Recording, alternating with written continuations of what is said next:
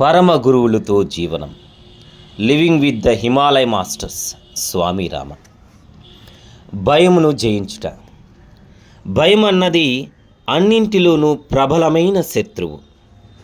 అది వ్యక్తిలో అంతర్గతంగా కొలువుదీరి ఉండే రక్షసి. భయరహితముగా ఉండటం స్వేచ్ఛను పొందటానికి ఎక్కవలసిన మొదటి మెట్టు. సైతాను. ఒక సాయంత్రం నేను నా తోటి విద్యార్థి పర్వతాల్లో 30 మైళ్ళు గడిచాక కేదార్నాథ్ 2 మైళ్ళ దూరంలో విశ్రమించడానికి ఆగాము. బాగా అలసిపోయాము. వెంటనే నిద్ర పట్టేసింది.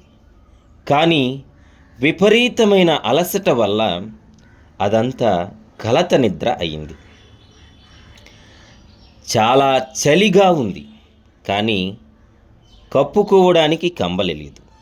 అంచేత వెచ్చగా ఉండడానికి మెడ చుట్టూ చేతులు పెట్టుకున్నాము. నేను అరుదుగా కలలు కంటాను. నా జీవితంలో 3-4 సార్లే కలలు కన్నాను. అవన్నీ నిజమయ్యాయి. ఆ రోజు రాత్రి దెయ్యం బలమైన చేతులతో నా మెడ నొక్కి ఊపిరి ఆడకుండా చేస్తుందని కల కన్నాను. నాకు ఊపిరి ఆడటం లేదనిపించింది. నా తోటి విద్యార్థి నా శ్వాసలో మార్పు చూసి నేను చాలా ఇబ్బంది పడుతున్నట్లు గ్రహించి నా దగ్గరకు వచ్చి నన్ను మేల్కొల్పాడు.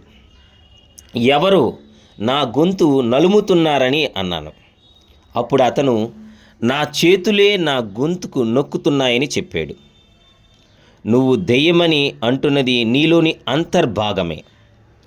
మన అజ్ఞానం చేత దెయ్యం, చెడ్డ అన్న కల్పితాలు మన మీద రుద్దబడ్డాయి. మానవ మనస్సు ఒక అద్భుతం, ఒక మాంత్రికుడు.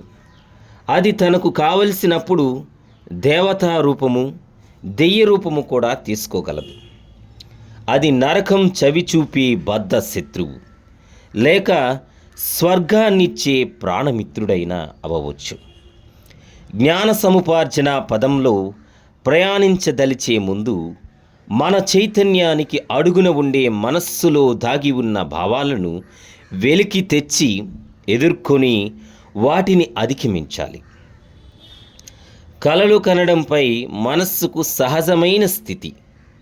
అది మెలకువ, నిద్రల మధ్యస్థితి. ఇంద్రియాలు వాటి గ్రహణ శక్తిని వాడుకోవడానికి ఆటంకం వచ్చినప్పుడు మనస్సు దాని లోతునందు నిద్రాణంగా ఉన్న జ్ఞాపకాలను పునఃస్మరణ చేసుకుంటుంది.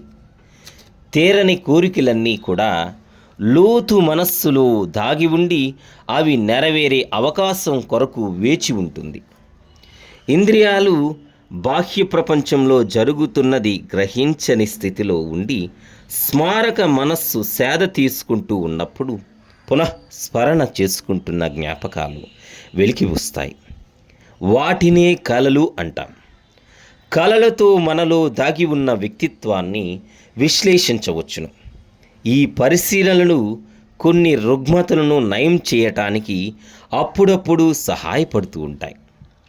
ధ్యానం యొక్క సహాయంతో మనం స్మారక స్థితిలో ఉంటూనే జ్ఞాపకాలను వెలిగి తెచ్చి వాటిని విశ్లేషణ చేసి నిశితంగా పరిశీలించి ఇక సమస్య లేకుండా వాటిని పరిష్కరించవచ్చు. కలలలో చాలా రకాలున్నాయి.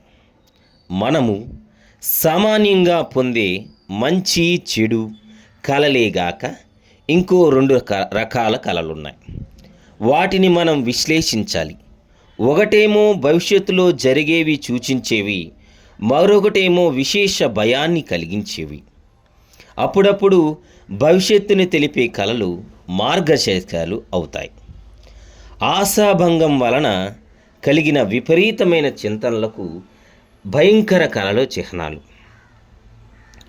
మనిషి బాగా అలసిపోయినా బాగా అజీతతో ఉన్న భయానక కలలు రావచ్చు. ఇప్పటి వరకు పగటిపూట దెయ్యాన్ని చూశానని చెప్పిన మనిషి నేను చూడలేదు.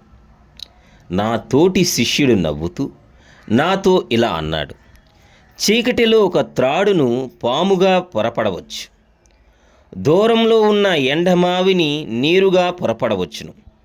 వెలుతురు లేకపోవడం అవి అలాగ కనబడడానికి ముఖ్య కారణం. దెయ్యం అనేది ఉందా? సర్వవ్యాప్తి అయిన సర్వజ్ఞుడైన భగవంతుడు ఒక్కడే ఉన్నప్పుడు దెయ్యాలకు ఉండడానికి చోటు ఎక్కడుంటుంది? దేవుడు ఉన్నాడని మరిచిపోయి మతం అనేది వ్యాధితో బాధపడుతూ ఉన్నవాళ్ళు దెయ్యాలున్నాయని నమ్ముతారు. విరుద్ధ భావం మానవ శరీరంలో నివసించే భయానక భూతం.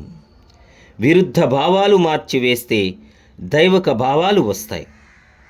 నరకమైన స్వర్గమైన రూపకల్పన చేసేది మనస్సే.